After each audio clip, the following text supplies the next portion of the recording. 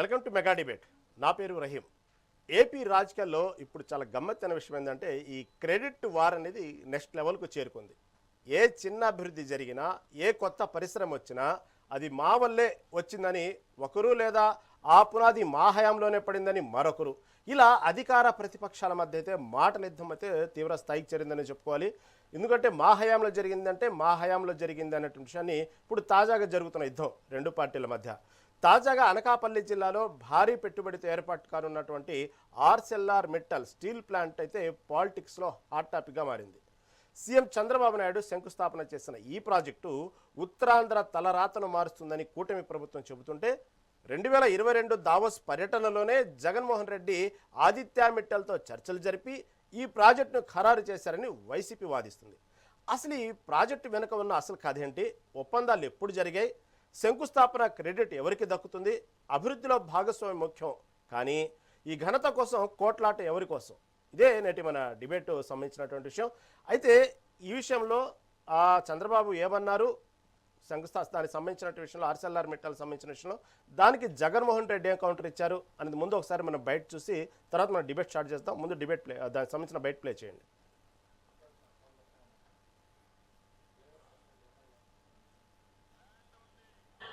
Current ఇస్తాం, అప్పుడే current కూడా ఏర్పాటు చేసుకున్నారు. ఇక్కడ స్టీల్ ప్లాంట్, దీనికి కావలసిన ఐరన్ ఓర్ పైప్ లైన్ ద్వారా తీసుకొస్తున్నాం. దీనివల్ల ఈ ప్రాంతం రూపురేఖలు మారుతాయి. రవాణా, hotel industry, real estate, education, health సహా అనేక మార్పులు వస్తాయి.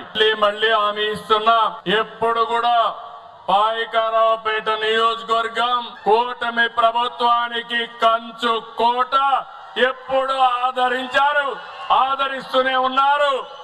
అందుకే ఈ రోజు మీ అందరి జీవితాలు బాగు చేయడానికి రాష్ట్రంలోని అతి పెద్ద ఇన్వెస్ట్మెంట్ స్టీల్ ఫ్యాక్టరీ కాదు, స్టీల్ సిటీనే ఇక్కడ ఏర్పాటు చేస్తున్నామని మరొక్కసారి మీ అందరికి విజ్ఞప్తి చేస్తూ, మెటల్ స్టీల్ అని చెప్పి నక్కపల్లిలో మెటల్ స్టీల్ అని చెప్పి ఆయనే ఇచ్చినట్టుగా దానికి బిల్డప్ ఇస్తూ, దానికి ఒక అడ్వర్టైజ్మెంట్ ఇస్తూ దాని గురించి మధ్యకాలంలో పెట్టాడు. నాకు ఆశ్చర్యం అనిపించింది. అసలు అయ్యే చంద్రబాబు నాయుడు క్రెడిట్ చోరీకైనా క్రెడిట్ దోపిడీకైనా ఒక హద్దు పొద్దు ఉండాలి. ఇదే మిట్టల్, ఇదే ఆదిత్య మిట్టల్ అనే ఇదే మిట్టల్ వాళ్ళు, నేను డావోస్ 2022లో డావోస్ పోయినప్పుడు నన్ను కలిసి వాళ్ళు అప్పట్లోనే గ్రీన్ కో ప్రాజెక్ట్ లో దాదాపుగా 4800 కోట్ల రూపాయలు కర్నూలులో కడతా ఉన్న హైడ్రో పంప్ స్టోరేజ్ ప్రాజెక్ట్ లో భాగం తీసుకొని గ్రీన్ కోలో 4800 కోట్ల రూపాయలు పెట్టుబడులు పెట్టడానికి ఆ రోజుట్లో డావోస్ లో అప్పుడే నా సమక్షంలోనే అవగాహన కుదురుంది. తర్వాత మూలపేటలో వీళ్ళు రావడానికి భూములు చూపించారు. తర్వాత నక్కపల్లిలో మన హయాంలోనే వీళ్ళకి భూములు చూపించినారు. ఎన్నికలు అయిపోయిన తర్వాత చంద్రబాబు నాయుడు గారు మనం అంత దూరం తీసుకొచ్చిన ప్రక్రియను ముందుకు తీసుకుపోయినాడు. అంతే ఈయన ఓ జూమ్ కాల్ పెట్టుకున్నాడు, మాట్లాడినాడు, అంతే. ఇప్పుడు చూస్తే పేపర్ చూస్తే ఏమనిపిస్తుంది? అసలు మిట్టల్ అనేవాడు చంద్రబాబు నాయుడు సుందర ముఖార విందాన్ని చూసి వచ్చినట్టుగా బిల్డప్. ఆ గూగుల్ కూడా అంతే, ఆ గూగుల్ కూడా అప్పుడు కూడా అంతే. అదాన్ని తీసుకొచ్చింది మనం, గూగుల్ను తీసుకొచ్చింది మనం. సరే, ఇదే వ్యాఖ్యలు విన్నారు కదా ఇప్పుడు జగన్మోహన్ రెడ్డి వ్యాఖ్యలు. ఈ మాటలకు కౌంటర్ ఇస్తూ పెమ్మసాని చంద్రశేఖర్ ఏమన్నారు కూడా, అది కూడా సార్ బయట ప్లే చేయండి. మెటల్ స్టీల్ అని చెప్పి నక్కపల్లిలో మెటల్ స్టీల్ అని చెప్పి ఆయనే ఇచ్చినట్టుగా దానికి బిల్డప్ ఇస్తూ, దానికి ఒక అడ్వర్టైజ్మెంట్ ఇస్తూ దాని గురించి మధ్యకాలంలో పెట్టాడు. నాకు ఆశ్చర్యం అనిపించింది. అసలు అయ్యే చంద్రబాబు నాయుడు క్రెడిట్ చోరీకైనా క్రెడిట్ దోపిడీకైనా ఒక హద్దు పొద్దు ఉండాలి. ఇదే మిట్టల్, ఇదే ఆదిత్య మిట్టల్ అనే ఇదే మిట్టల్ వాళ్ళు, నేను డావోస్ 2022లో డావోస్ పోయినప్పుడు నన్ను కలిసినారు. ఎన్నికలు అయిపోయిన తర్వాత చంద్రబాబు నాయుడు గారు మనం అంత దూరం తీసుకొచ్చిన ప్రక్రియను ముందుకు తీసుకుపోయినాడు. అంతే ఈయన చేసింది. ఓ జూమ్ కాల్ పెట్టుకున్నాడు, మాట్లాడినాడు, అంతే. ఇప్పుడు చూస్తే పేపర్ చూస్తే ఏమనిపిస్తుంది? అసలు మిట్టల్ అనేవాడు చంద్రబాబు నాయుడు సుందర ముఖార విందాన్ని చూసి వచ్చినట్టుగా బిల్డప్. ఆ గూగుల్ కూడా అంతే, ఆ గూగుల్ కూడా అప్పుడు కూడా అంతే. అదాన్ని తీసుకొచ్చింది మనం, గూగుల్ను తీసుకొచ్చింది మనం.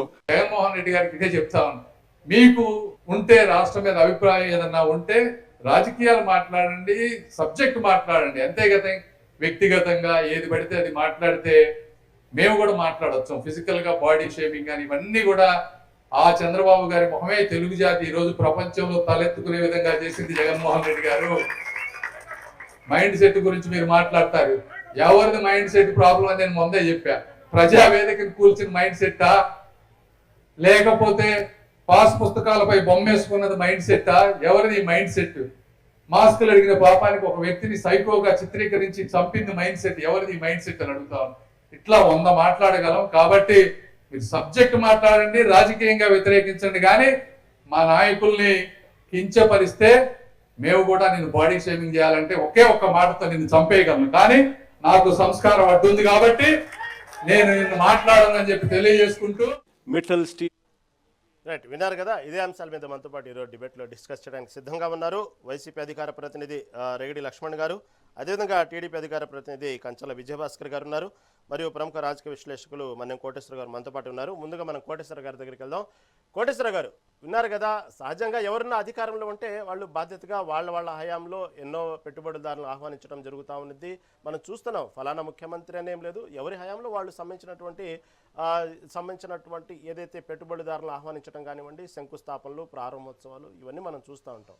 ఏంది ఇది హయాంలో, మా హయాంలో జరిగింది, వీళ్ళు క్రెడిట్ చోరీ, ఈ క్రెడిట్ చోరీ అంశం ఇప్పుడు పెద్ద ప్రధాన చర్చకు దారితీస్తుంది. ఓవరాల్గా ఏమంటారు విన్న అంశాలని బట్టి కోటేశ్వర గారు? ప్రభుత్వాలు అనేటువంటివి ఏ ప్రభుత్వం ఉన్నా కొన్ని ప్రయత్నాలు చేస్తాయి, కొన్ని ప్రయత్నాలు విఫలమవుతాయి, కొన్ని ప్రయత్నాలు జయప్రదమవుతాయి. జయప్రదమైనప్పుడు అదేదో వాళ్ళ ఘనత అని, విఫలమైనప్పుడు వాళ్ళ ఫెయిల్యూర్ అని, ఆ విధంగా లెక్కలేసుకున్నట్లయితే అవి చాలా తేడాలు వస్తాయి. క్రెడిట్ చోరీ ఏమిటి? క్రెడిట్ చోరీ ఇప్పుడు మిట్టల్ స్టీల్ ఫ్యాక్టరీకి నేను వ్యతిరేకం కాదు, పెట్టాల్సిందే, అనేకం పెట్టాల్సిందే. మిట్టల్ గురించి ఇంత క్రెడిట్ చోరీ గురించి చెప్పుకుంటున్నారు కదా, జిందాల్ స్టీల్ ప్లాంట్ దాని గురించి మరి ఆ క్రెడిట్ ఎవరికి దక్కాలో, అసలు ఆ ఫ్యాక్టరీ ఏమైందో తెలియదు. ఎందుకంటే ఏడాది క్రితం, బహుశా పోయిన ఏడాది మేలో అనుకుంటా, 10 రోజుల్లో జిందాల్ స్టీల్ ఫ్యాక్టరీ పనులు ప్రారంభం అవుతాయని చెప్పేసి చంద్రబాబు నాయుడు గారు చెప్పారు. మరి ఆ పనులు ఎంతవరకు వచ్చాయి ఏమిటనేటువంటిది విజయభాస్కర్ గారు చెప్పాలి, లేకపోతే లక్ష్మణరావు గారు చెప్పాలి. ఆ క్రెడిట్ ఎవరికి? ఎవరైనా వేసుకోండి, జనానికి ఉపయోగపడాలి. ఇక్కడ అసలైనటువంటి క్రెడిట్ మొత్తం ఒక జిందాల్ స్టీల్ ఫ్యాక్టరీ తోటి ఉత్తరాంధ్ర స్వరూపమే మారిపోతుంది అన్నట్టుగా చెప్తున్నారు. ఇది అతిశయక్తితో కూడినటువంటి వ్యవహారం తప్ప మరొకటి కాదు. ఎందుకంటే ఒక స్టీల్ ఫ్యాక్టరీలో మొత్తం ఒక ప్రాంతానికి చెందినటువంటి వాళ్ళనే తీసుకోవాలనే నిబంధన ఎక్కడా లేదు. అవసరమైనటువంటి సాంకేతిక నైపుణ్యాలు, ఇతర అర్హతలు ఎవరుంటే వాళ్ళు దేశవ్యాప్తంగా మొత్తం ఏ ప్రాంతం నుంచి అయినా ఎవరినైనా తీసుకోవడానికి అవకాశం ఉందనేది స్పష్టం. హైదరాబాద్లో ఉన్నటువంటి ప్రభుత్వ రంగ పరిశ్రమలు కావచ్చు, లేదా ప్రైవేట్ పరిశ్రమలు కావచ్చు, లేదా చివరికి విశాఖ ఉక్కు ఫ్యాక్టరీలో ఉన్నటువంటి గతంలో ఉన్నటువంటి పరిశ్రమ కార్మికులు కావచ్చు, మొత్తం ఏదో విశాఖ లేకపోతే పరిసర ప్రాంతాలకు చెందినటువంటి వాళ్ళే కాదు కదా, ఇతర ప్రాంతాలకు చెందినటువంటి వాళ్ళు అనేక మంది ఉన్నారు. అందుకని అతిశయోక్తులు చెప్పుకుంటే దానివల్ల ఉపయోగం ఉండదనేది నా అభిప్రాయం. అసలైనటువంటి క్రెడిట్ ఏమిటి? అసలైనటువంటి క్రెడిట్ జగన్మోహన్ రెడ్డి గారు కానీ, చంద్రబాబు నాయుడు గారు కానీ క్లెయిమ్ చేసుకోవాల్సింది విశాఖ ఫ్యాక్టరీని ముంచుతారా? ఆ ఉంచే క్రెడిట్ ఎవరిది, ముంచే క్రెడిట్ ఎవరిది అనేటువంటిది వాళ్ళు చెప్పాలి. దాని గురించి ఒక అనిశ్చితి ఇప్పటికీ, అది బాగుపడాలి లేదా లాభాలు సంపాదించాలి అంటే ఆధునికమైనటువంటి ఫ్యాక్టరీల్లో అదొకటి. ఆ ఫ్యాక్టరీకి అవసరమైనటువంటి క్యాప్టివ్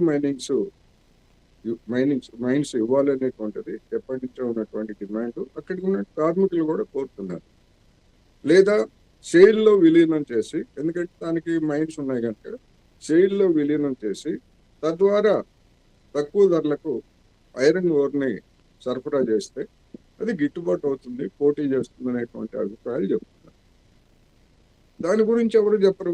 దాని క్రెడిట్ మరి చంద్రబాబు నాయుడు గారు వేసుకుంటారా, జగన్మోహన్ రెడ్డి గారు వేసుకుంటారా, నరేంద్ర మోడీ గారు వేసుకుంటారా? ఎవరన్నా వేసుకొనివ్వండి. దాన్ని ఉంచుతారా ముంచుతారా అనేటువంటిదే సమస్య. ఇప్పుడు మిట్టల్ గురించి, విశాఖ స్టీల్ కంటే మిట్టల్ గురించి మొత్తం అధికార ప్రతిపక్షాలకు చెందినటువంటి వాళ్ళు విపరీతమైనటువంటి ఆసక్తి చూపుతున్నారు. ఎందుకని ప్రైవేట్ రంగం పట్ల అంత విపరీతమైనటువంటి ఆసక్తి ఏమిటి? విశాఖ స్టీల్ ప్లాంట్ లో మాదిరి, లేకపోతే ఇతరత్ర ప్రభుత్వ రంగ సంస్థల్లో మాదిరి ఏ ఫ్యాక్టరీలో అయినా, ప్రైవేట్ రంగంలో ఉన్నటువంటి ఏ ఫ్యాక్టరీలో అయినా మెరుగైనటువంటి వేతనాలు ఇస్తున్నటువంటి స్థితి ఉన్నదా? గౌరవప్రదమైనటువంటి వేతనాలు ఎక్కడా లేదు నాకు తెలిసినంత వరకు. కొంతమందికి ఇవ్వచ్చు ఉన్నతమైనటువంటి సామర్థ్యాలు, లేకపోతే అధికారులుగా ఉన్నటువంటి వాళ్ళకి కొంతమందికి ఇవ్వచ్చు. అందువలన నా అభిప్రాయం ప్రకారం ఈ క్రెడిట్ స్టోరీ మాదంటే మాదని కొట్టుకోవడం కాదు. విశాఖ ఉక్కు గురించి మీ క్రెడిట్ సంగతి చెప్పాలి జనానికి. అదేవిధంగా జిందాల్ స్టీల్ ఫ్యాక్టరీ ఏమైంది, దాని క్రెడిట్ కూడా మీరే తీసుకోండి. ఎవరు తీసుకుంటే రాష్ట్ర ప్రజలకు కావాల్సింది ఫ్యాక్టరీ కావాలా, జిందాల్ స్టీల్ ఫ్యాక్టరీ కావాలా, విశాఖ ఉక్కు ఫ్యాక్టరీ కావాలా, మిట్టల్ స్టీల్ ఫ్యాక్టరీ కావాలా? గతంలో ఏమిటి, ఏ ప్రభుత్వం ఉన్నా ఏం చెప్పేది? ప్రాంతీయ పార్టీల వాళ్ళు, ముఖ్యంగా తమిళనాడులో అన్నా డిఎంకే కానీ టీఎంకే కానీ మాకు అధికారం ఇస్తే మేము కేంద్రంతో సఖ్యతగా ఉండి రాష్ట్రానికి అవసరమైనటువంటి పెట్టుబడులు సాధిస్తాము, ఈ క్రెడిట్ మాదని అప్పుడు క్రెడిట్ కోసం వాళ్ళు కొట్టుకున్నారు. ఇప్పుడు కేంద్ర ప్రభుత్వం నుంచి మరి పెట్టుబడులు తీసుకొచ్చేటువంటి క్రెడిట్ తీసుకోండి, చంద్రబాబు నాయుడు గారికి ఇద్దాం, ఏమి ఇబ్బంది లేదు. 100కి 100 కాదు, 100కి 1000% క్రెడిట్ ఇద్దాం. చంద్రబాబు నాయుడు గారు తీసుకుంటారా, లేకపోతే ఆయన వారసుడిగా రంగంలోకి తీసుకొస్తున్నటువంటి లోకేష్ గారు తీసుకుంటారా? ఎవరు తీసుకుంటే మనకెందుకు? దాని గురించి ఎవరు మాట్లాడు. ఉన్నటువంటి స్టీల్ ఫ్యాక్టరీని ఉంచుతారో లేకపోతే ఏం చేస్తారో కూడా తెలియదు.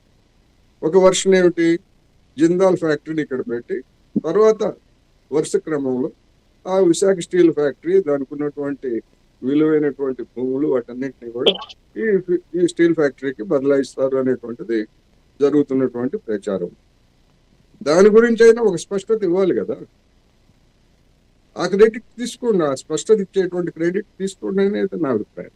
అందువలన ఇది జనం దృష్టిని పక్కదారి మళ్లించేటువంటి వ్యవహారం తప్ప క్రెడిట్ స్టోరీ గురించి అసలైనటువంటి సమస్యలు సూపర్ 6 కావచ్చు, వాటి అమలు కావచ్చు, మిగిలినటువంటి అనేక అంశాలు ఉంటే వాటి గురించి క్రెడిట్. ఇప్పుడు ఉదాహరణకి మీటర్లు పెట్టారు, స్మార్ట్ మీటర్లు. మరి చంద్రబాబు నాయుడు గారు తీసుకుంటారా, జగన్మోహన్ రెడ్డి గారు తీసుకుంటారా దాని క్రెడిట్? దానికి ఎందుకని పోటీ పట్టలేదు? ఇలాంటి అనేక సమస్యలు ఉన్నాయి. విద్యుత్ ఛార్జీలు పెంచుతున్నారు, మరి దాని క్రెడిట్ ఎవరు తీసుకుంటారు? చంద్రబాబు నాయుడు గారా, జగన్మోహన్ రెడ్డి గారా?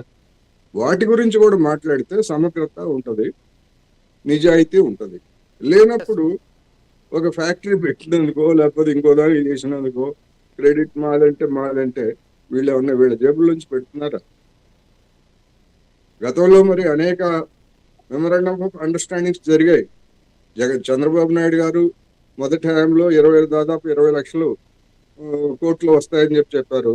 దానికి పోటీగా జగన్మోహన్ రెడ్డి గారు కూడా అంతే సంఖ్య చెప్పారు. ఏమైంది ఆ పెట్టుబడులు? ఏమైంది ఆ పెట్టుబడులన్నింటినీ సాకారం చేసి ఇద్దరిని క్రెడిట్ పంచుకోమనండి, మనకేమీ ఇబ్బంది లేదు. అది చేయకుండా ఒక ఫ్యాక్టరీ గురించో ఒక సంస్థ గురించో ఈ విధంగా జనాన్ని ఒక లాలూచి కుస్తీ వ్యవహారం లాగా ఉంది తప్ప దీనివల్ల రాష్ట్ర ప్రజలకు ఒరిగేది ఏమిటి అనేటువంటిదే fundamental question. Right. Okay Koteswar garu, నిజం మీరు చెప్పినట్టు కేవలం ఆర్సెల్ఆర్ గురించి ఎందుకు ఇంత రాద్ధాంతం జరుగుతుంది అనే విషయం సరే కొంచెం దాని గురించి మాట్లాడదాం. ప్రస్తుతం మనతో పాటు విజయభాస్కర్ గారిని అడుగుదాం. విజయభాస్కర్ గారు, ఇక్కడ సరే జగన్మోహన్ రెడ్డి ఏమన్నారా, పెమ్మసాని ఏమన్నారా, సరే ఎవరెవరు క్రెడిట్ అనేది పక్కన పెడితే ఇప్పుడు మన్నం కోటేశ్వర గారు చెప్పిన అంశాలు ఏదైతే ఉన్నాయో, విశాఖ స్టీల్ ప్లాంట్ విషయం కానివ్వండి, జిందాల్ కానివ్వండి, ఇలా అనేక అంశాల మీద ఓవరాల్గా మీరు ఏమంటారు? బయట ప్రచారం జరుగుతూ ఉంది, విశాఖ సంబంధించిన స్టీల్ ప్లాంట్ని నిలువున చంపేయడానికే ఇది ఆర్సెల్ఆర్ వచ్చిందనే విషయం కూడా చెప్తా ఉన్నారు కొంతమంది విశ్లేషకులు. ఓవరాల్గా మన్నం కోటేశ్వర గారు చెప్పినటువంటి విమర్శల మీద మీ జవాబు ఏంటి?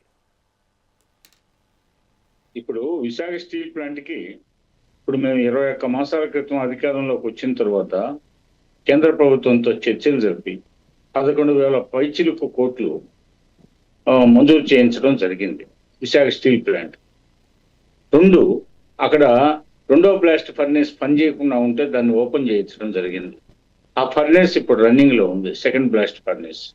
అదేవిధంగా ఇటీవల జనవరి నుంచి మొన్న పోయిన నెల వరకు 58 కోట్ల రూపాయల లాభాల బాటలోకి తీసుకురావడం జరిగింది. ఈ 3 ప్రధాన అంశాలు కూటమి ప్రభుత్వం అధికారంలోకి వచ్చిన తర్వాత ఇంకా అనుమానాలు వ్యక్తం చేయడం అనేది సహేతుకం కాదు. ఎందుకంటే ఈ క్యాపిటివ్ మైన్ అనే సమస్య దశాబ్దాల కాలం నాటిది. అది శ్రీమతి ఇందిరాగాంధీ గారు భారత ప్రధానమంత్రిగా ఉన్నప్పుడు మంజూరు చేసినటువంటి అనేక త్యాగాల బలిదానంతో మంజూరు చేసినటువంటి ఫ్యాక్టరీ అది. 30,000 ఎకరాలు, 28,000 ఎకరాలని, 32,000 ఎకరాలని అనుకుంటున్నారు విశాఖ స్టీల్ ప్లాంట్ మొత్తం విస్తీర్ణం. పోతే ఆ భూములన్నీ ఆ రోజు సేకరించే ముందు చాలా పెద్ద ఉద్యమం జరిగింది. పోతే గొప్ప స్వాతంత్ర సమరయోధుడు ఆంధ్రకేసరి టంగుటూరు ప్రకాశం పంతులకి అంతేవాసి అయినటువంటి తెన్నేటి విశ్వనాథం గారు దానికోసం మహోద్యమం తలపెట్టడం, 32 మంది బలిదానం చేయడం, ఆ తర్వాత ఇందిరాగాంధీ గుండె కరిగి ఆ తర్వాత మంజూరు చేయడం, తర్వాత భూసేకరణ, ఇవన్నీ జరిగాయి. ఆ సమయంలో క్యాపిటివ్ మైన్ అనేది అంటే ప్రాజెక్టు మంజూరు కావడాన్నే హర్షించారు. ఆ తర్వాత ఈ భూసేకరణ, అదేవిధంగా ఎంప్లాయ్మెంట్, వాటిని గురించి ఆలోచించారు. క్యాపిటివ్ మైన్ సంగతి పెద్దగా పట్టించుకోలేదు కొంతకాలం. ఆ తర్వాత ప్రతిపక్ష నాయకులు అనేక మంది గౌతు లక్ష్మణ గారు లాంటి వాళ్ళు, అదేవిధంగా ఆ రోజుల్లో వెంకయ్య నాయుడు గారు లాంటి వాళ్ళు, జైపాల్ రెడ్డి గారు లాంటి వాళ్ళు, అదేవిధంగా ఓంకార్ లాంటి గారు లాంటి వాళ్ళు, ఇలాంటి చాలా మంది మేధావులైనటువంటి పార్లమెంటేరియన్స్ వాటిని గురించి ఎలుగెత్తి చాటారు. ఆ తర్వాత ఎన్టీ రామారావు గారు కూడా చాలా సార్లు దాని గురించి ఇందిరాగాంధీని, రాజీవ్ గాంధీని ప్రశ్నించడం జరిగింది.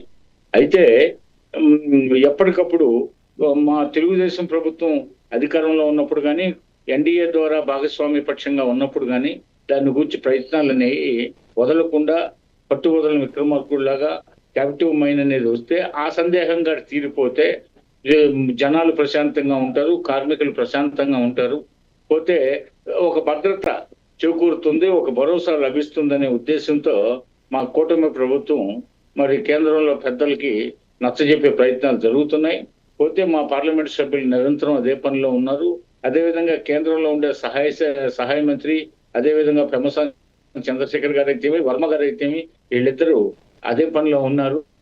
పోతే దానికి ఇప్పుడు పెట్టే ఈ Mittal, Arcelor Mittal Nippon India limited దానికి సంబంధం లేదు. దేని ప్రొడక్షన్ దాందే. పోతే దీంట్లో చాలా ఐరన్ అండ్ స్టీల్ కి సంబంధించి చాలా కొత్త రకం ఉత్పత్తులు తయారు చేస్తున్నారు. విశాఖ స్టీల్ ప్లాంట్ కి సంబంధం లేని ఉత్పత్తులు అనేకం దీంట్లో తయారు కాబోతున్నాయి. పైగా ఎవరి డిమాండ్ వాళ్ళకు ఉంటుంది. ఎవరి వస్తువులు కోటేశ్వరరావు గారు ప్రస్తావించినట్టు ఎవరి వస్తువులు చౌకగా ఉంటే మార్కెట్ కూడా బాగా ఉంటుంది. మా క్యాపిటివ్ మైన్ ఉండడం అనేది చాలా అత్యవసరం. దాని గురించి మేము చింతిస్తున్నాం, దాని గురించి ఆందోళన చెందుతున్నాం, దాని గురించి ఫైట్ చేస్తున్నాం. ఇప్పటికే 11,000 పైచిలకు కోట్లు సాధించామని చెప్పాను. సెకండ్ బ్లాస్ట్ ఫర్నిస్ ఓపెన్ చేయించామని చెప్పాను. దాన్ని ప్రస్తుతానికి లాభాల బాటలోకి 58 కోట్ల లాభాల బాటలోకి తీసుకొచ్చాము. పోతే ఇది మేము ఈ 21 నెలల్లో సాధించిన ప్రగతి విశాఖ స్టీల్ ప్లాంట్ కి సంబంధించి ఒకవైపు. మరొక వైపు ఈ ఆర్సిలర్ మిత్తల్ అనేది జగన్మోహన్ రెడ్డి గారు 2022లో దావోస్ సదస్సులో మాట్లాడాను, ఆయన కూడా పెడదాం అన్నాడు అని చెప్పారు. ఒకవేళ ఆయన దావోస్ సదస్సుకు పోయాడు, అక్కడ ప్రపంచ పారిశ్రామిక దిగ్గజాలంతా వస్తారు.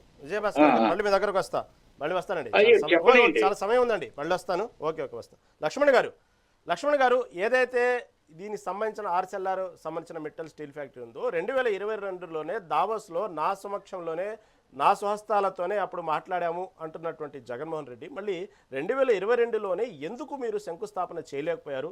కేవలం అది ఎంఓయూలకు మాత్రమే పరిమితమా? మళ్ళీ ఈరోజు ఎందుకు ఆ క్రెడిట్ కోసం మీరు దానికి సంబంధించిన క్రెడిట్ మాట్లాడడానికి ముందుకు వస్తూ ఉన్నారు? ఇది మాది అంటున్నారు. మళ్ళీ ఆ రోజుల్లోనే ఎందుకు మీరు శంకుస్థాపన చేయలేకపోయారంటే ఏమంటారు? రహీం గారు మీకు, అలాగే ప్యానల్ ఉన్న పెద్దలకి మెగానంటే నమస్కారం. ఇప్పుడు ఒక కంపెనీని మనం వెల్కమ్ చెప్పినప్పుడు, ఒక కంపెనీని తీసుకురావాలనుకున్నప్పుడు ఆ కంపెనీకి ఎక్కడ భూములు ఇవ్వాలి, ఆ కంపెనీ ఎక్కడైతే పెట్టుబడులు పెట్టాలనుకుంటుందో, ఏ ప్రాంతం వాళ్ళకు అనుకూలంగా ఉంటుంది, ఎక్కడైతే మనం భూములు ఇవ్వగలమని ఆ రోజున ఇప్పుడు ఎక్కడైతే శంకుస్థాపన చేశారో అనకాపల్లి జిల్లా నక్కపల్లిలో సేమ్ ఆ రోజున అక్కడ భూములు కూడా కేటాయించింది జగన్మోహన్ రెడ్డి గారు, చంద్రబాబు నాయుడు గారు కాదు. ఈ రోజున ఈ ఆదిత్య మిట్టల్ గారితో 2022లో మాట్లాడి ఎంఓయూలు కుదిరించుకొని పలానా అనకాపల్లి జిల్లా ఈ నక్కవనపల్లి గ్రామంలో మీరు ఇక్కడ ఈ యొక్క ప్రభుత్వ భూములు ఉన్నాయి, ఇక్కడ మీరు పెట్టుకోవడానికి వీలుగా ఉంటుందని చెప్పి ఎంఓయూలు ఆ రోజున కుదుర్చుకోవడం అనేది వాస్తవం. దాన్ని సదరు కంపెనీ వారు దాన్ని ఎప్పుడు రావాలి ఏంటనేది వాళ్ళు చూస్తారండి. ఇప్పుడు మన పెట్టుబడులకు అవకాశం మనకు కల్పించరు. వాళ్ళు ఎప్పుడు గ్రౌండ్ చేయాలి ఏంటనేది ఆ కంపెనీ వాళ్ళు చూస్తారు. వాళ్ళకి టైం పెట్టి ఉండొచ్చు. ఈ రోజున ఒక జూమ్ కాల్లో ఒక పావు గంట అరగంట మాట్లాడేసినంత మాత్రాన్ని వచ్చిన ఎవరు శంకుస్థాపన చేశారు కదండి. అలాగైతే చంద్రబాబు నాయుడు గారు ఆ నారా లోకేష్ గారు ఎన్ని జూమ్ కాళ్ళు మాట్లాడాలి, ఎన్ని కంపెనీలు తీసుకురావాలి, రోజుకి 24 గంటలు సుమారు రోజుకి 48 కంపెనీలు తీసుకురావాలి. పోనీ ఒక్కొక్క అరగంటకి గంటకి 2 కంపెనీలు మాట్లాడుకున్నా అది కాదు కదా. అరగంటలో పావు గంటలో జూమ్ కాల్ మాట్లాడేసినంత మాత్రాన వేల కోట్లు లక్షల కోట్లు పెట్టుబడులు పెట్టి కంపెనీలు వచ్చేస్తాయా? మేమేమంటామంటే గతంలో అదానీ డేటా సెంటర్ అని పేరు మేమే తీసుకొచ్చాం. అదానీ డేటా సెంటర్కి శంకుస్థాపనకి వాళ్ళ భూములు కూడా మేమే కేటాయించాం. అయినా వీళ్ళేమైనా చేశారు అధికారంలో రాగానే అది అదానీ డేటా సెంటర్ని గూగుల్ డేటా సెంటర్కి పేరు మార్చి మళ్ళీ అదే వాళ్ళతో మళ్ళీ వచ్చి శంకుస్థాపన మళ్ళీ వాళ్ళు మేము గూగుల్ డేటా సెంటర్ తీసుకొస్తున్నామని ప్రచారం చేశాం. టీసీఎస్ని మేమే తీసుకొచ్చాం వాళ్ళు చెప్పుకుంటూ ఉన్నారు.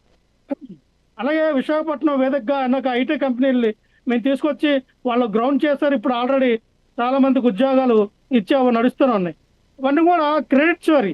ఈ రోజున మనం చూస్తే 6,000 కోట్ల పెట్టుబడితో ఇనార్బట్ మాల్ మనం చూసాం. విశాఖ నడుబొడ్డు ఉన్నటువంటి సిరుపురం జంక్షన్ మీదకి వెళ్ళేటువంటి దారిలో కట్టారు అక్కడ ఇనార్బిట్ మాల్. అది కూడా జగన్మోహన్ రెడ్డి గారు శంకుస్థాపన చేశారు. ఈ రోజున రేపు 27 తారీఖున రేపు శ్రీరామనవమి రోజున రేపు అది ప్రజలందరికీ అందుబాటులో ఉండబోతాం. జగన్మోహన్ రెడ్డి గారి హయాంలో అనేక రకాలైనటువంటి పెద్ద పెద్ద కంపెనీలు తీసుకొచ్చారు. సుమారు 127 పెద్ద కంపెనీలు తీసుకొచ్చారు. ఎంఎస్ఎంఈ ద్వారా సుమారుగా 200-300 కంపెనీలు అనేది చిన్న తరహా పెద్ద తరహా కంపెనీలు తీసుకొచ్చారు. ఇటు పక్కన 127 కంపెనీల ద్వారా మరి 5 నుంచి 6 లక్షల ఉద్యోగాలు కల్పించే విధంగా ఆ రోజున మరి ఉద్యోగ సృష్టికరణ ఉద్యోగాలు కూడా వచ్చాయి. ఎంఎస్ఎంఈ కంపెనీల ద్వారా సుమారు ఇవి 5 నుంచి 10 లక్షల ఉద్యోగాల కంపెనీలు కూడా మరి ఆ రోజున జగన్మోహన్ రెడ్డి రాయంలో రావడం జరిగింది. మనం చూస్తే ఎక్కువగా చిత్తూరు జిల్లాలో silk garments, textiles, electronics, engineering, auto containers, అలాగే తిరుపతి ఐటీ, సాఫ్ట్వేరు, టెక్ స్టార్టప్లు, అలాగే ఎలక్ట్రానిక్స్, స్పేస్కి సంబంధించినటువంటి టెక్ కంపెనీలు, అలాగే Visakhapatnam pharmaceuticals, chemicals, engineering, ship buildings, metals ప్లాంట్లు, Nellore and Kurnool pharma, chemicals, engineering, metals, కొంత ఫుడ్ ప్రాసెసింగ్ యూనిట్లు, అలాగే Guntur Krishna food processing garments, కొంత ఐటీ టెక్, అలాగే సెక్టర్ ఏవైతే మనం చెప్పుకుంటూ ఉన్నాం టెక్ హబ్లు, ఇవన్నీ కూడా ఒక్కొక్క జిల్లాలో ఏ రకంగా జగన్మోహన్ రెడ్డి గారు శంకుస్థాపన చేశారు, ఏ రకంగా ఇక మనం చూసుకుంటే గార్మెంట్స్, టెక్స్టైల్స్ నుంచి, గార్మెంట్స్ నుంచి, ఐటీ కంపెనీల నుంచి, అలాగే అనేక రకమైనటువంటి ఈరోజు చూస్తే శ్రీ సిటీలో కూడా ఎన్నో కంపెనీలు తీసుకొచ్చారు. ఎన్నో రకమైనటువంటి వేల లక్షల ఉద్యోగాలు అనేది క్రియేట్ చేయడం జరిగింది జగన్మోహన్ రెడ్డి గారు హయాంలో.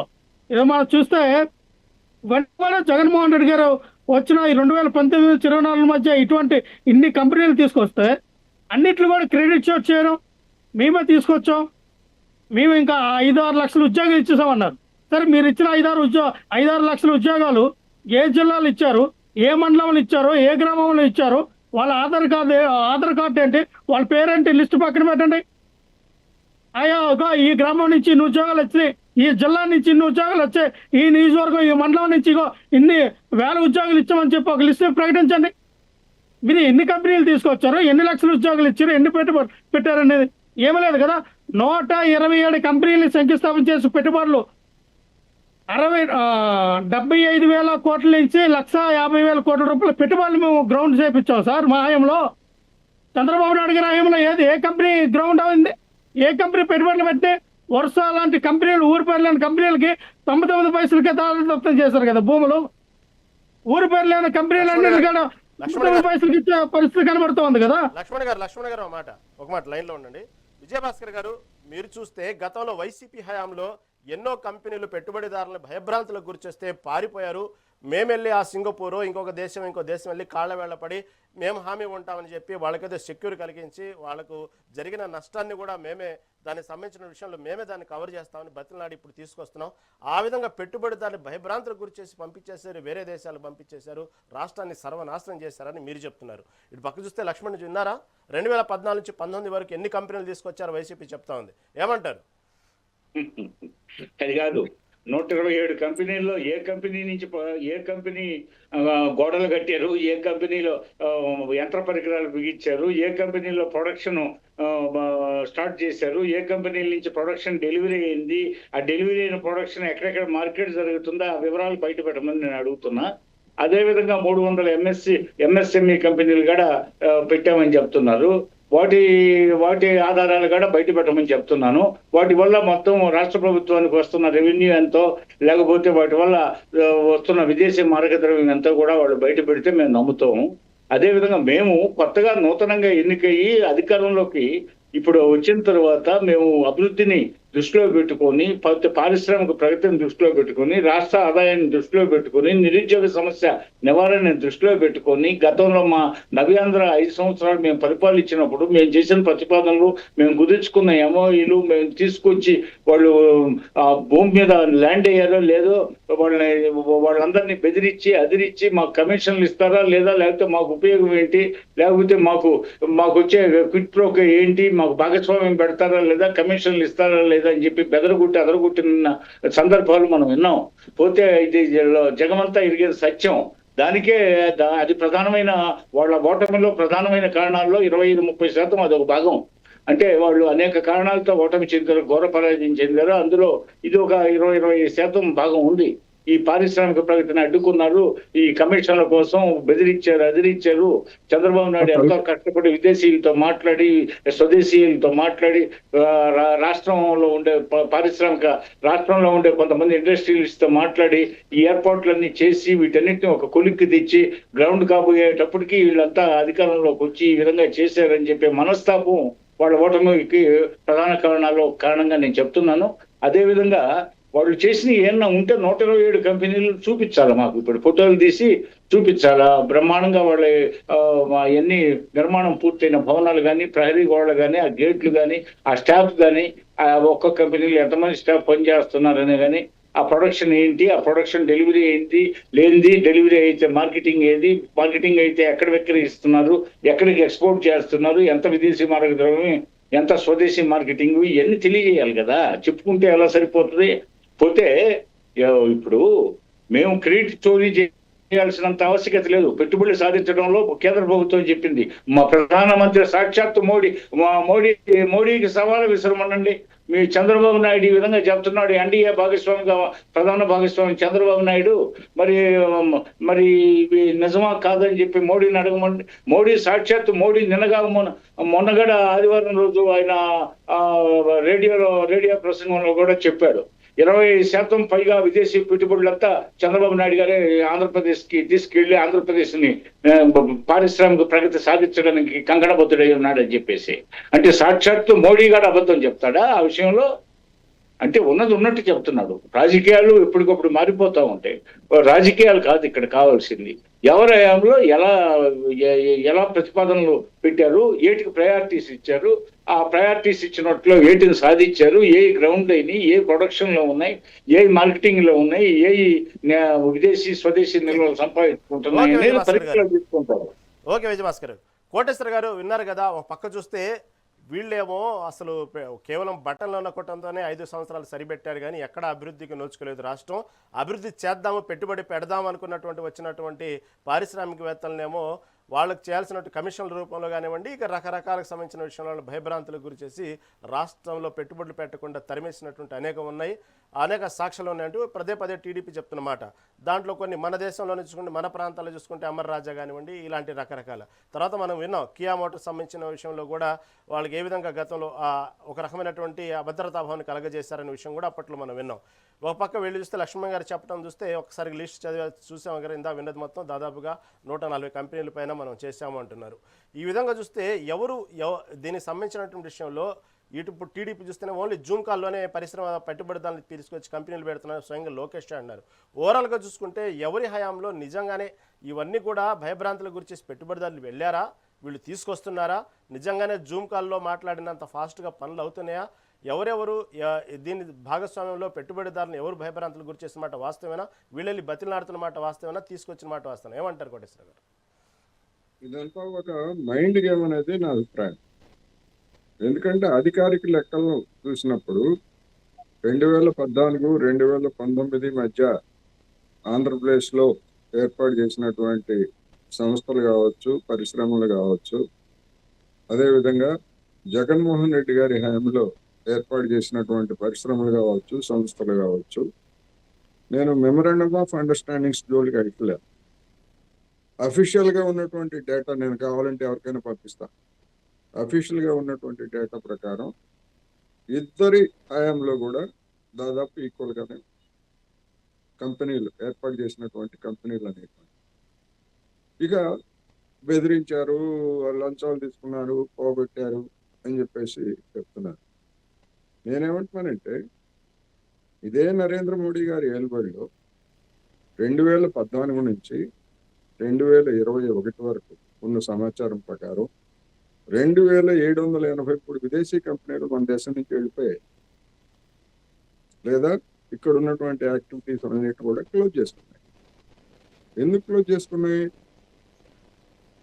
Business doing business, easy doing business, లేకపోతే ఇట్లాంటివన్నీ కబుర్లు చెప్పారు కదా. ఎందుకని వెళ్ళిపోయాయి ఈ కంపెనీలన్నీ, విదేశీ కంపెనీలు ఎందుకని వెళ్ళిపోయాయంటే ఇక్కడ ఉన్నటువంటి చట్టాల ప్రకారం లేకపోతే దాని ప్రకారం వాళ్ళు ఆశించినటువంటి లాభాలు రాకపోవడం, లేకపోతే ఇతరత్ర ఇలాంటి అనేకమైనటువంటి కారణాలతోటి మరి వెళ్ళిపోయారు. అందుకని ఆంధ్రదేశంలో కూడా ఎవరైనా వెళ్ళిపోయిన వాళ్ళు ఉంటే వాళ్ళ రీజన్స్ వాళ్ళకి ఉండుంటాయి. లేదు లాభం వస్తుంది అనుకుంటే ఎక్కడైనా లాభం వస్తుంది అనుకుంటే ఏ కంపెనీ అయినా వెళ్ళిపోతుందా? వెళ్ళిపోదు. అదేవిధంగా మూతపడినటువంటి కంపెనీలు ఉన్నాయి. 2025 నుంచి 25 దానిలో దాదాపు 2 లక్షల కంపెనీలు దేశంలో మూతపడ్డాయి. మరి ఆంధ్రదేశంలో గడిచినటువంటి 12 సంవత్సరాలు అంటే రాష్ట్ర విభజన తర్వాత ఆంధ్రప్రదేశ్లో ఎన్ని పరిశ్రమలు మూతపడ్డాయో మొత్తంగా, చిన్నవి కావచ్చు, పెద్దవి కావచ్చు, ఎవరి హయాంలో అయినా వాటికి రీజన్స్ ఎవరైనా ఎప్పుడైనా చెప్పారా మనకి? పారిశ్రామిక వాణిజ్య రంగాల్లో ఒక తీవ్రమైనటువంటి పోటీ, మన దేశంలో ఉన్నటువంటి పరిశ్రమలు సాంకేతికంగా అభివృద్ధి చెందకపోవడం, ఇతర దేశాల నుంచి సాంకేతికంగా అభివృద్ధి చెందినటువంటి దేశాల నుంచి వస్తువులను చౌకగా మార్కెట్లో విక్రయించేటువంటి పరిస్థితులు రావడంతో మన మార్కెట్ కుదించిపోతా ఉంది. మన వస్తువులు గిట్టుబాటు కావట్లేదు. అందుకని అనేక కంపెనీలు మూతపడుతున్నాయి. ఈ పర్స్పెక్టివ్లో మొత్తంగా చూసినప్పుడు మరి దీనికి అందరికీ ఎన్డీఏ బాధ్యత వహించాలి కదా ఈ పరిణామాలన్నింటికి. ఎందుకని మెజారిటీ రాష్ట్రాల్లో ఉన్నది 2 ఇంజన్ల పాలనే కదా. మరి వీళ్ళకి దీనికి క్రెడిట్ ఎవరిది? అందుకని కొన్ని పరిశ్రమలు వెళ్ళిపోయినాయి, లేకపోతే కొన్ని పరిశ్రమలు రాలేదు అనేటువంటి దానికి వచ్చేసరికి మరి మీరు అడిగారు జగన్మోహన్ రెడ్డి గారి హయాంలో మిట్టల్ కంపెనీ ఎందుకు శంకుస్థాపన చేయలేదని. మరి అదే ప్రశ్న చంద్రబాబు నాయుడు గారు, లోకేష్ గారు హడావుడి చేసి విశాఖపట్నంలో సదస్సుల పేరుతోటి, మెమరాండమ్ ఆఫ్ అండర్స్టాండింగ్స్ పేరుతోటి చేసుకొని ఎన్ని కంపెనీలను సాకారం చేశారు, ఎన్ని కంపెనీలను చేశారు? మనం చాట్ జీపీటీని అడిగితే అది చెప్పేది ఏంటంటే 10% లేదా 15% మాత్రమే పెట్టుబడులు వచ్చాయి అని చెప్పేసి చెప్తారు. మరి ఆ క్రెడిట్ సంగతి ఏంటి? అందుకని నేను అనేది ఈ క్రెడిట్ లేకపోతే దీనివల్ల జనానికి ఏ విధమైనటువంటి ప్రయోజనం ఉండదు. ఈ పరిశ్రమలు రావాలి, అవి ఉపాధి కల్పించాలి. ఆ ఉపాధి కల్పిస్తాయా లేదా అనేటువంటిది రాబోయే రోజుల్లో తెలుస్తుంది. గత అనుభవం ఏంటి? చంద్రబాబు నాయుడు గారు 2014లో చెప్పింది ఏంటి? బాబు వస్తే జాబ్ వస్తుంది అనే కదా నినాదం. మరి అంత జాబులు వచ్చినప్పుడు, అంత అభివృద్ధి చెందినప్పుడు మరి 2019లో అంత ఘోరంగా ఎందుకు ఓడిపోయారు? అందుకని ఎవరికి వాళ్ళు ఈ విధమైనటువంటి ఆత్మావలోకం చేసుకోవాలి తప్ప హైప్ చేస్తే ఎవరికి రాష్ట్రానికి ప్రయోజనం లేదు. విజయభాస్కర్ గారు చెప్పారు, విశాఖ స్టీల్కి 11,000 కోట్లు మేము సాధించాము. అది పనిచేస్తున్నది, పనిచేయడానికి మీరు సాధించారు సరే. అసలు మూతబడినటువంటి భద్రావతి స్టీల్కి మరి కుమారస్వామి గారు దాదాపు 15,000 కోట్లు కేటాయించుకున్నారు. దాని సంగతి ఏంటి మరి? రివైవ్ చేయడానికి కేటాయించామని చెప్పారు. అది ఇంకా రివైవ్ అయిందో లేదో తెలియదు. అందుకని ఇది ఒక ఎవరి కోసం ఇచ్చారు? ఇది దాన్ని నాశనం చేయడానికి, దాన్ని నష్టాల పాలు చేయడానికి కేంద్ర ప్రభుత్వం అనుసరించినటువంటి విధానాలే కదా. కార్మికులు కాదుగా, చంద్రబాబు నాయుడు గారు ఆరోపించినట్టుగా కార్మికులు కాదు కదా విశాఖ స్టీల్కి నష్టానికి కారణం. అందుకని చెడగొట్టినటువంటి వాళ్ళే అనివార్యమైనటువంటి పరిస్థితుల్లో 11,000 కోట్లు ఇచ్చారు. అది కాదు కదా కావాల్సింది.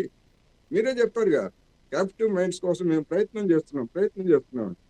ఇందిరాగాంధీ క్యాప్టివ్ మైన్స్ ఇవ్వకుండానే ఇది పెడితే దాన్ని విమర్శించాము, ఇప్పటికీ విమర్శిస్తున్నాం. అప్పుడే పొరపాటు చేశారు. కానీ అసలు ఆ ఫ్యాక్టరీని మేము అమ్మేస్తాము, ప్రైవేటీకరణ చేయటమే మా లక్ష్యం, మా విధానం అని చెప్పేసి చెప్పినటువంటి నరేంద్ర మోడీ గారు ఇప్పటికీ ఆ విధానాన్ని మార్చుకున్నట్టు ఎక్కడన్నా చెప్పారా? ఒక్క విశాఖే కాదుగా, మొత్తం ప్రభుత్వ రంగ సంస్థలన్నింటినీ కూడా తెగనమ్మేస్తామని చెప్పేసి చెప్పినటువంటి ప్రతి మనిషి విధానాన్ని చేస్తే పదే మరి నిర్మలా సీతారామన్ గారు చెప్పారు కదా, మా విధానంలో ఎలాంటి మార్పు లేదు అని చెప్పేసి ఆమె చెప్తారు. లేదు అట్లాంటిది ఏమీ లేదు, మేము కాపాడుతామని చెప్పేసి వీళ్ళు చెప్తారు. మరి ఎవరికి ఇవ్వాలి క్రెడిట్? ఎవరికి ఇవ్వాలి? అందుకని ఇటువంటి వాటి జోలికి పోకుండా పరిశ్రమలు తీసుకురండి, పెట్టుబడులు తీసుకురండి. అప్పుడు 2029 ఎన్నికల్లో ఎవరికి క్రెడిట్ ఏమిటో లేకపోతే ఏమిటనేటువంటిది అప్పుడు జనం తెలుస్తారు. ఈ లోపల ఇలాంటి వాటితో అనవసరమైనటువంటి వివాదాలు తప్ప, సమయం వృధా తప్ప మరొకటి కాదనేది మాత్రం నేను స్పష్టంగా చెప్పదలుచుకున్నాను. రైట్. ఓకే లక్ష్మణ్ గారు, సరే మీ ప్రభుత్వ హయాంలోనే దీనికి సంబంధించిన ArcelorMittalలో 5,000 ఎకరాలు కేటాయిస్తే దానికి సంబంధించిన రికార్డులు ఉన్నాయా? మళ్ళీ రికార్డు లేనప్పుడు ఏ విధంగా మీరు క్రెడిట్ చోరీ అని ఆపాదిస్తారు? దానికి సంబంధించిన రికార్డులు ఉన్నాయా మీ దగ్గర? సార్ రికార్డులు లేకుండా 5,000 ఎకరాలు ఎలా కేటాయిస్తారు సార్? ఇప్పుడు ఒక కంపెనీ రావాలంటే దానికి అనేక రకాలుగా వాళ్ళకి సౌలభ్యం కలిగినటువంటి వాతావరణం ఉన్నప్పుడు మాత్రమే ఆ కంపెనీ అక్కడ గ్రౌండ్ అవుతుంది. లేదంటే ఏ కంపెనీ కూడా వేల కోట్లు లక్షల కోట్లు పెట్టుబడి పెట్టిన కంపెనీ వాళ్ళకి ఇటు ఏ రకమైనటువంటి అక్కడ వసతులు లేకపోతే పెట్టరు కదా. ఖచ్చితంగా జగన్మోహన్ రెడ్డి మా హయాంలో వాళ్ళకి కావాల్సినటువంటి ఆ కంపెనీకి కావాల్సినటువంటి రాయితీలు అన్ని రకాలుగా ఇవ్వడం జరిగింది. ఈ రోజు చూస్తే చంద్రబాబు నాయుడు గారు ఏమంటారు, మేము 15-20 సంవత్సరాలకి లేదా 30 సంవత్సరాలకి క్యాప్టివ్ మైన్స్ అనేది ఇస్తాము అని అన్నారు. మరి అదే క్యాప్టివ్ మైన్స్ అనేది అదే ఈ విద్యుత్కి సంబంధించినటువంటి సబ్సిడీ అవనియండి, పలు రకాలైనటువంటి సబ్సిడీ అవనియండి, విశాఖపట్నానికి సంబంధించిన స్టీల్ ప్లాంట్కి ఎందుకు ఇవ్వట్లేదు? అదే క్యాప్టివ్ మైన్స్ అనేది విశాఖపట్నం స్టీల్ ప్లాంట్కి ఎందుకు కేటాయించట్లా? ఎందుకని మీరు సెంట్రల్ గవర్నమెంట్తో మాట్లాడి మరొక 20 సంవత్సరాలు 30 సంవత్సరాలు విశాఖపట్నానికి సంబంధించినటువంటి ఈ విశాఖ ఉక్కుకి మేము క్యాప్టివ్ మైన్స్ అనేది ఇస్తామని చెప్పి ఎందుకు ప్రకటన చేయలేకపోతూ ఉన్నారు? ఎందుకు 24 భాగాలకు విభజించి దాన్ని అమ్మాలనుకుంటూ ఉన్నారు? ఆల్రెడీ విభాగాలు చేశారు, ఆ భాగాలు కొన్ని అమ్మేశారు, కొన్ని అమ్ముతూ ఉన్నారు. అంటే సుమారు 5 లక్షల నుంచి 7 లక్షల రూపాయలు, 5 లక్షల నుంచి 7 లక్షల కోట్ల రూపాయలు విలువ చేసే భూములు, అంటే 25 నుంచి 30,000 ఎకరాల భూమి అది విశాఖపట్నంలో ఆ విశాఖ ఉక్కు కార్యక్రమానికి ఉన్నటువంటి ఆ ల్యాండ్ అంతా కూడా ఏ రకంగా వీళ్ళు అంటే పంచుకోవాలనే విధానమా, లేదు ఆ కార్మిక పట్టుకొట్టి లేదు ప్రైవేటీకరణ చేసి వాళ్ళందరూ కూడా మరి వాళ్ళకున్నటువంటి ఇదివరకు ఉన్నటువంటి ఏ రకమైనటువంటి వాళ్ళ నిబంధనలతో పనిచేసేవారు అవన్నీ కాకుండా మళ్ళీ కొత్త వారిని జాయిన్ చేసుకోవడం, ఆ కంపెనీ ద్వారా దీన్ని ప్రైవేట్ పరంగా పార్టీలుగా అమ్మేయడం మీ యొక్క ఉద్దేశమా? మీరు అధికారంలో రాకముందు ఏమన్నారు గతంలో? మేము వస్తే విశాఖపట్నం ఉక్కుని మేము కాపాడుతాం, మీకు ఎటువంటి నష్టం ఉండదు పవన్ కళ్యాణ్ గారు ఒక పక్క చంద్రబాబు నాయుడు గారు. మీరు అధికారంలో రాగానే ఈ రోజున దాన్ని 24 ముక్కలు చేస్తారు, అమ్మేస్తామన్నారు. మరి ఈ స్టీల్ ప్లాంట్ మీద ఉన్నటువంటి ప్రేమ, ఈ స్టీల్ ప్లాంట్కి గ్రౌండ్ చేయడానికి మీరు ఇచ్చినటువంటి సబ్సిడీ, మీరు ఇచ్చినటువంటి విధానం చూస్తే విశాఖపట్నం స్టీల్ ప్లాంట్ పైకి మీరు ఎందుకు ఇవ్వలేకపోయారు? ఎందుకు విశాఖపట్నం స్టీల్ ప్లాంట్ని మనం ఎందుకు కాపాడలేకపోయాం? అది ఒక ఎమోషన్ కదండి. తెలుగు రాష్ట్ర 2 రాష్ట్ర ప్రజలు కూడా విశాఖపట్నం ఉక్కు కర్మాగారం అనేది not a company, it's emotion. ఎంతోమంది బలిదానాలు, సుమారు 27-37 మంది బలిదానాల ద్వారా వచ్చినటువంటి కంపెనీ విశాఖ ఉక్కు ఆంధ్రలో నినాదంతో పుట్టినటువంటి ఫ్యాక్టరీ. అటువంటి ఫ్యాక్టరీని మనం కాపాడుకోలేని దుస్థితిలో మనం ఉన్నాం. ఆ ఫ్యాక్టరీకి ఇవ్వాల్సినటువంటి క్యాప్టివ్ మైన్స్ కానీ సబ్సిడీలు కూడా ఇవ్వలేకపోతూ ఉన్నాం. ఇంకా వాళ్ళు ఎవరైతే కంపెనీ నుంచి బయటికి వెళ్ళిపోయి మధ్యంతరంగా ఉద్యోగం నుంచి బయటికి వెళ్ళిపోయిన వ్యక్తులు కూడా ఇప్పుడు కూడా వాళ్ళకి రావాల్సినటువంటి రాయితీలు కానీ వాళ్ళకి ఇవ్వాల్సినటువంటి అమౌంట్ కానీ ఇవ్వకుండా జాప్యం చేస్తూ ఉన్నారు. చాలా మందిని కూడా మీరు ఏమంటారు, అది మధ్యంతరమైనటువంటి ఇది ఆ జాబ్కి రిజైన్ చేసి వెళ్ళిపోండి అని చెప్పి వాళ్ళకేమో మీకు సెటిల్మెంట్ చేసేస్తాం, ఎంత అమౌంట్ వస్తుందని చెప్పి మీరు ఉద్యోగాలు ఎవరు చేయొద్దని వాళ్ళకి భయపెట్టి వాళ్ళేమో ఉద్యోగాలను తీసే కార్యక్రమం చేస్తూ ఉన్నారు. ఒక పక్కనేమో ఇగో ఈ కంపెనీ ద్వారా ఉద్యోగాలు వచ్చేస్తే ఉత్తరాంధ్ర దశ అంతా మారిపోతుందని ప్రచారం చేస్తారు. ఉత్తరాంధ్ర దశ మార్చడానికి ఉత్తరాంధ్ర దశ ఎప్పుడో మారింది కదా విశాఖపట్నం స్టీల్ ద్వారా. సరే, ఇంకో కంపెనీ వస్తే రావద్దని మేము అనట్లా. నా కంపెనీ వచ్చిందే, మా ద్వారా వచ్చింది, మేమే తీసుకొచ్చాం, మేము ఆహ్వానించాం, మేము భూములు కేటాయించాం, మేము ఆ కంపెనీకి వ్యతిరేకం అన్నట్లా. కానీ ఉన్న కంపెనీని కూడా కాపాడాలి కూడా. ఆ కంపెనీని ఏ రకంగా అయితే మనం సపోర్ట్ చేస్తున్నామో అలాగే ఈ కంపెనీ కూడా మన ఆ రంగాన్ని మనం సపోర్ట్ చేస్తే ఈ కంపెనీ కూడా కాపాడుకోవాల్సిన బాధ్యత మన చేతుల్లో ఉంది కదా. దాన్ని ఎందుకు కాపాడుకోలేకపోతున్నాం? అదేగా మా ప్రశ్న. అంటే యాక్చువల్గా కంపెనీ పరిశ్రమకు సంబంధించిన ఎంఓఈల కంటే కూడా గ్రౌండ్ లెవెల్ ఎగ్జిక్యూషన్ ఇంపార్టెంట్ అండి. ఆ విషయంలో ఎక్కడో వైసీపీ ఫెయిల్ అయిందని అంటున్నారు. ఫెయిల్ అయిందా? లేదు, అటువంటిది ఏం లేదు. గ్రౌండ్ ఈ రోజున మేము తీసుకొచ్చినటువంటి ఎంఓయూ ద్వారా ఏదైతే మెమరాండం ఆఫ్ అండర్స్టాండింగ్ మీద వచ్చినటువంటి కంపెనీకి ఎంత భూమి ఇవ్వాలి, ఏ రకమైనటువంటి ఎక్కడ ఏ జిల్లాలో ఖాళీ ఉంది, వాళ్ళకి అనుకూలమైన ప్రదేశం ఏంటనేది ఆ భూములు చూపించింది మేము. వాళ్ళకి ఎటువంటి లీగల్ ఇష్యూస్ లేకుండా చేసింది మేము. కానీ ఈ రోజు వచ్చి ఒక జూమ్ కాల్తో కంపెనీ వచ్చేసింది, మేమే తీసుకొచ్చాము. నారా లోకేష్ గారు జస్ట్ 10 నిమిషాలు మాట్లాడితే కంపెనీ గ్రౌండ్ అయిపోయింది, కొబ్బరికాయ కొట్టేసామంటే అదే నాకు అర్థం కావట్లా. జగన్మోహన్ రెడ్డి గారేమో తల్లికి వందనం, అమ్మ ఒడే కాన్సెప్ట్ని, నాడు ఈ కాన్సెప్ట్లన్నీ, ఈ నవరత్నాల కాన్సెప్ట్ జగన్మోహన్ రెడ్డి గారు ఆయన ఆలోచించి ఆయన క్రియేటివ్తో వచ్చినటువంటి ఈ పథకాలన్నీ కూడా చంద్రబాబు నాయుడు గారు ఏమన్నారు, ఇవన్నీ ఈ పథకాలన్నీ కూడా నారా లోకేష్ గారి యొక్క ఆలోచన విధానం, ఆయన ఆలోచిస్తూనే వచ్చాయని. సిగ్గులేదండాలుగా ఒకళ్ళ యొక్క క్రియేటివిటీని, ఒక సృష్టించే విధానాన్ని, ఒకళ్ళ క్రెడిట్ని చోరు చేయడం, నీ ఆలోచన కాని ఆలోచనని, నువ్వు చేయని పనిని నేనే చేశానని చెప్పి ఎవరు చేసిన పనికి మనమే పేరు పెట్టుకొని, లేదా ఎవరిగా పుట్టిన పెట్టుకుని మనం పేరు పెట్టుకుంటే ఇది ఎలాగా? అంటే జనాలు మనం ఏం చెప్పినా నమ్మేస్తారు. అబద్ధం నిజంగా మనకున్నటువంటి ఎల్లో మీడియా ద్వారా ప్రసారం చేసి ఇదే డప్ప వాగిస్తే చంద్రబాబు నాయుడు గారు నీతిమంతుడు, ఆయన అయితేనే కంపెనీలు వస్తాయి, ఆయన అయితేనే ఆంధ్రప్రదేశ్ డెవలప్మెంట్ అవుతుంది అనే రకాలుగా మీరు చేసినటువంటి గత ఈ దశాబ్దాల కాలంగా మనం చూస్తూ ఉన్నాం. ఏ రకమైనటువంటి ఫేక్ ప్రాపగాండా మీరు సృష్టించగలరు, ఏ రకమైనటువంటి అబద్ధాన్ని మీరు నిజంగా ప్రజల్లో తీసుకెళ్ళగలరు అని అందరూ గమనిస్తూ ఉన్నారు కదా. అంతేగాని విజయభాస్కర్ గారు ఏమంటారు? అప్పట్లో పోలవరం నుంచి ఇప్పటి ఆర్సెల్ఆర్ గూగుల్ వరకు కూడా అంతా కూడా క్రెడిట్ చోరీ మీ పార్టీదే అంటున్నారు లక్ష్మణ్ గారు, ఏమంటారు? మరి ఇప్పుడు రాజశేఖర రెడ్డి గారు మన్మోహన్ సింగ్ ప్రధానమంత్రిగా ఉన్నప్పుడు యూపీఏ గవర్నమెంట్ లో 5 సంవత్సరాల 3 నెలలు ముఖ్యమంత్రిగా చేశాడు. వాళ్ళ అబ్బాయి 5 సంవత్సరాలు ముఖ్యమంత్రిగా, 10 సంవత్సరాల 3 నెలలు తండ్రి కొడుకులు ముఖ్యమంత్రిగా చేశారు. వాళ్ళు విశాఖ స్టీల్ ప్లాంట్ కి ఏం చేశారు? వాళ్ళు కూడా అధికారంలో ఉన్నారు కదా, తండ్రి కొడుకులు 5 సంవత్సరాల 3 నెలలు వాళ్ళ తండ్రి 5 సంవత్సరాలు ఉన్నాడు. మరి విశాఖ స్టీల్ ప్లాంట్ కి వాళ్ళు ఏం చేశారు? రెండోది, ఇప్పుడు ఆర్సిలర్ మెటల్కి సంబంధించి 2019లో మా గవర్నమెంట్ ఉన్నప్పుడే, 2014-19 మధ్య మా గవర్నమెంట్ ఉన్నప్పుడే లోకేష్ బాబు ఆదిత్య బిర్లా గారిని కలవడం జరిగింది. అప్పుడే మంత్రాలు చేయడం జరిగింది. ఆ తర్వాత మధ్యలో పారిశ్రామిక సదస్సులో జగన్మోహన్ రెడ్డి గారికి వాళ్ళు తటస్థపడడం ఉండొచ్చు, ఒకవేళ దీని గురించి ప్రస్తావించి ఉండొచ్చు. సరే, చూద్దాం, మాట్లాడదాం. సాధ్యాసాధ్యాలు పారిశ్రామికవేత్తలండి, వ్యాపారస్తులండి, అన్ని ఇన్స్ and outs of the problem అన్ని దృష్టిలో పెట్టుకొని వాళ్ళు అన్ని ఆలోచనలు చేస్తారు. మరి ఇప్పటికి 2022లో మాట్లాడితే ఇది 2026వ సంవత్సరం, అంటే 4 సంవత్సరాల 3 నెలలు అయింది. జగన్మోహన్ రెడ్డి జనవరి 2022 జనవరిలో దావోస్ సదస్సులో. ఇప్పటికి ఎంత అయింది? 2 సంవత్సరాల 3 నెలలు, 4 సంవత్సరాల 3 నెలలు అయింది. ఈ 4 సంవత్సరాల 3 నెలల్లో జగన్మోహన్ రెడ్డి ఆ రోజు ఒకవేళ తటస్థపడి ఉండి జగన్మోహన్ రెడ్డి చెప్పిన మాట నిజమే అనుకుందాం. అప్పుడు ఆయన మాట్లాడుంటే దానంతటి అది ఊడిపడిందా? ఇప్పుడు శంకుస్థాపన దశకి దానంతటి అది ఊడిపడింది. అది 2019లోనే నారా లోకేష్ బాబు గారు దాని మీద చర్చించారు. ఆ విషయం అప్పట్లో అందరికీ తెలిసేది. ఆ పాత కటింగ్ లోకి పోతే, పేపర్ క్లిప్పింగ్స్ లో, వీడియో క్లిప్పింగ్స్ లో పోతే తేటతెల్లం అవుతుంది విషయం. సరే, జగన్మోహన్ రెడ్డి గారు అదే పరిగణలో తీసుకోరు. 2022లో జగన్మోహన్ రెడ్డి మాట్లాడింది పరిగణలో తీసుకోరు.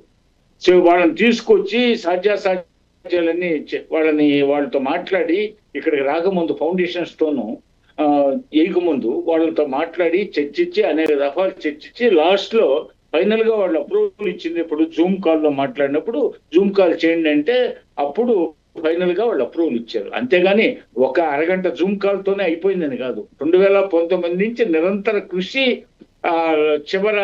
చివరికి ఆ జూమ్ కాల్ దాకా వచ్చింది. ఇంత వ్యయ ప్రయాసాలు గురైతే పోతే చివరికి ఇంత కాలయాపన జరిగితే అప్పుడు వచ్చిందని చెప్పడం అనమాట దాని ఉద్దేశం.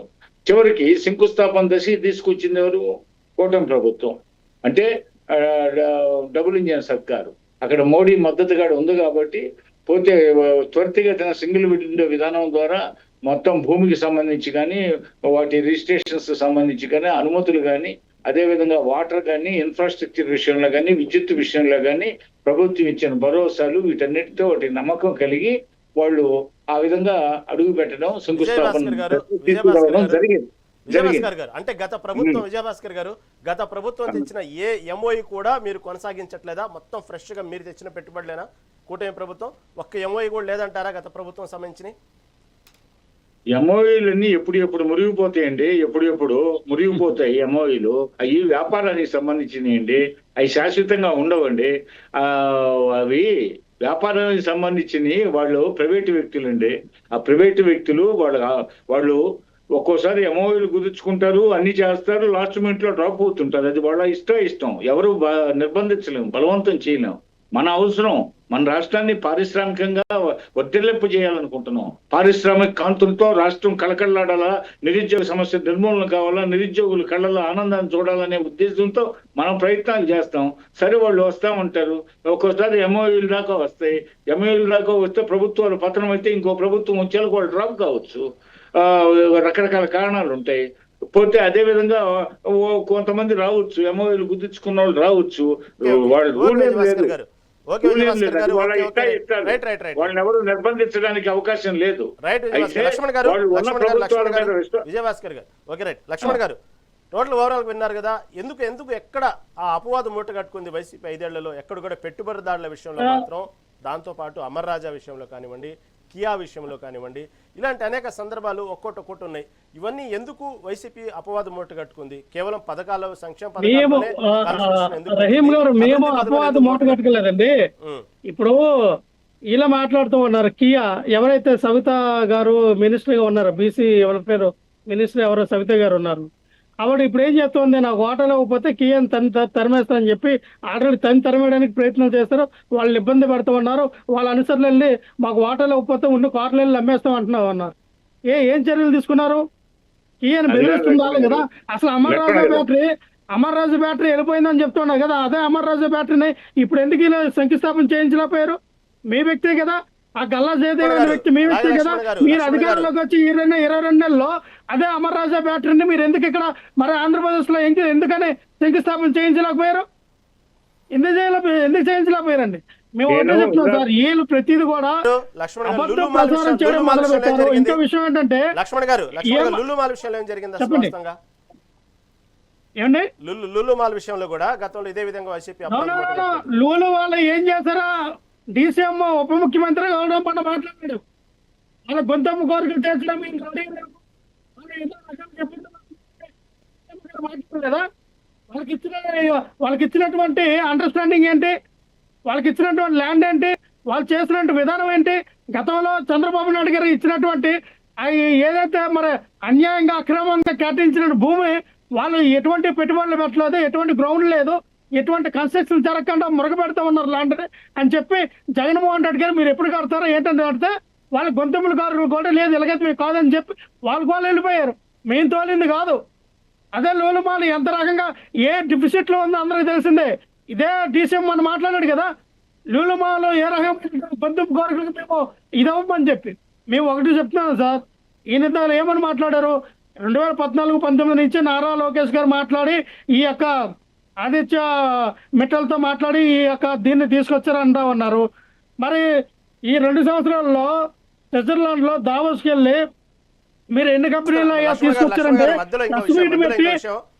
ఇంకో విషయం లక్ష్మణ్ మిమ్మల్ని అడుగుతున్నా, మీరు మర్చిపోయినట్టున్నారు గతంలో వెళ్ళి ఒక 5-6 నెలల క్రితం కూడా కూటమి ప్రభుత్వం ఇంకొక అపవాదు కూడా వేసింది మీ ప్రభుత్వం మీద. గత ప్రభుత్వంలో ఉన్నప్పుడు ఇప్పుడు కూటమి ప్రభుత్వం అధికారంలోకి వచ్చిన తర్వాత ఏదైతే పెట్టుబడిదారుని బతిలాడి బామాడి తీసుకొస్తా ఉంటే మీరు మెయిల్స్ రూపంలో వాళ్లకు లేనిపోనివి చెప్పి వాళ్ళని రానికుండా చేస్తున్నారనేటువంటి ఒక విషయం కూడా బయటకు వచ్చింది, గుర్తుందా?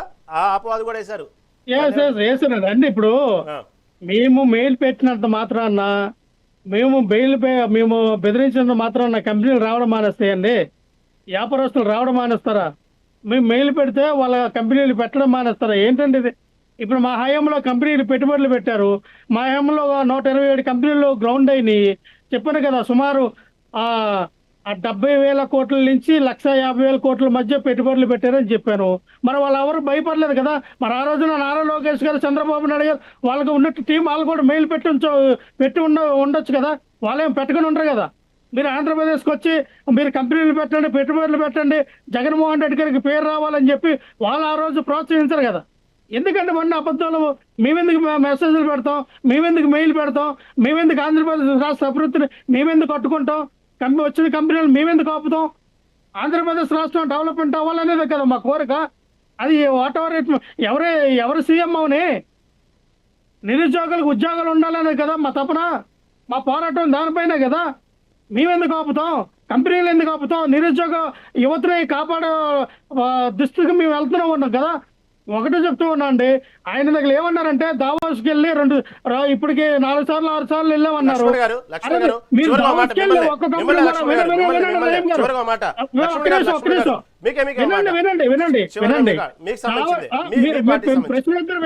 వినండి సార్, దావోస్కి వెళ్ళి కంపెనీలు ఎన్ని కంపెనీలు మీరు ఎంఓయూలు చేపించారంటే ఎక్కడ ప్రెస్ మీట్ పెట్టలేదు, మేము ఒక్క కంపెనీ కూడా తేలేదని వాళ్ళకు వాళ్ళు ఒప్పుకున్నారు. మరి వాళ్ళకు వాళ్ళు ఒప్పుకున్నప్పుడు ఈ రోజున ఏదైతే ఆదిత్య మిట్టల్ ద్వారా వచ్చినటువంటి కంపెనీ ఆయన మీరు దావోస్కి వెళ్ళి మాట్లాడలేదు, వాళ్ళతో సంప్రదింపలేదు. ఏదో వాళ్ళు ఈ యొక్క వ్యాపారవేత్తలందరూ కూడా ఒక జూమ్ మీటింగ్ పెట్టుకుంటే ఆ జూమ్ కాల్లో వీళ్ళు కూడా సీఎంలు అందరూ పాల్గొంటారు.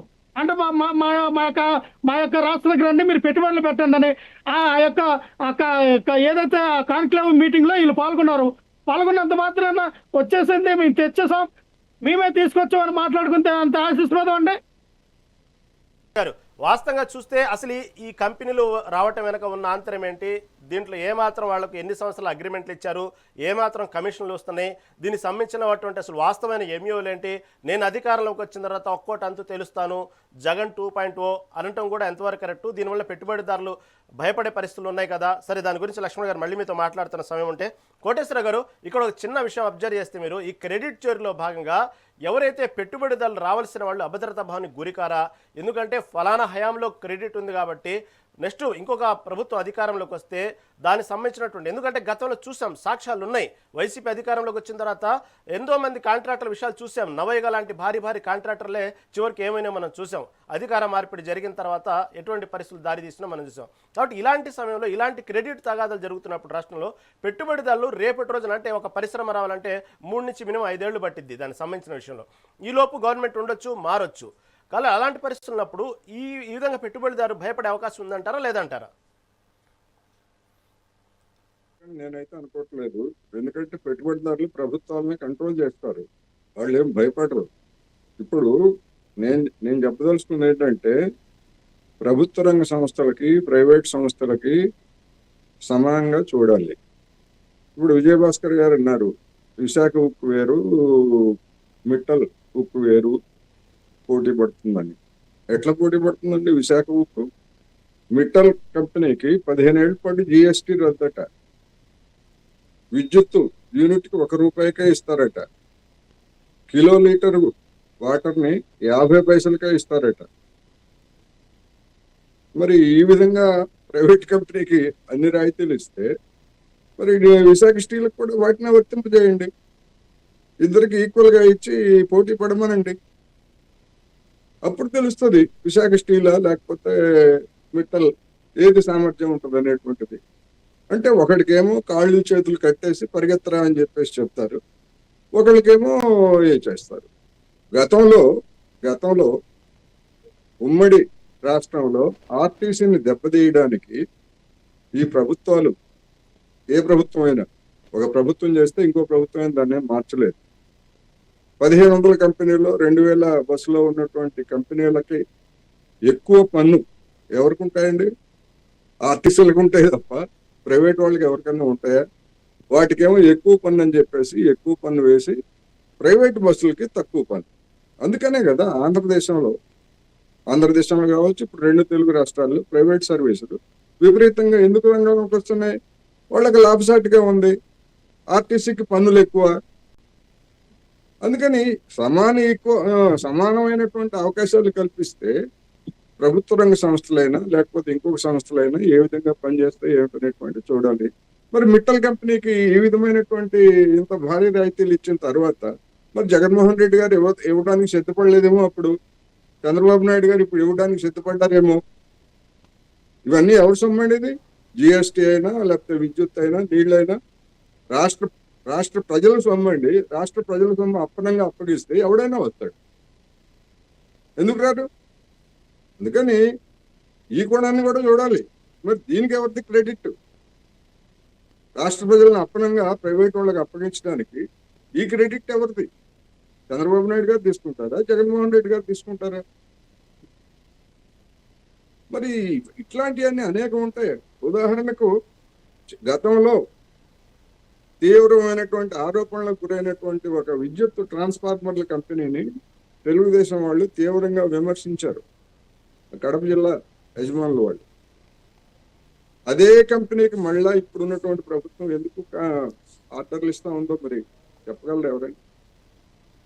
అందుకని ప్రైవేట్ కంపెనీలు కావచ్చు, కాంట్రాక్టర్లు కావచ్చు, రకరకాల సంబంధాలతోటి, రకరకాల ప్రలోభాలతోటి ఇవన్నీ కూడా ఒకరికి అనుకూలంగా ఉండేటువంటి వాళ్ళు ఉండొచ్చు, లేదా డబ్బులు చేతులు మారి ఉండొచ్చు, లేదా డబ్బులు ఒకరికి ఇచ్చాం కదా ఎంతమందికి ఇస్తామని చెప్పేసి తిరస్కరించి ఉండొచ్చు.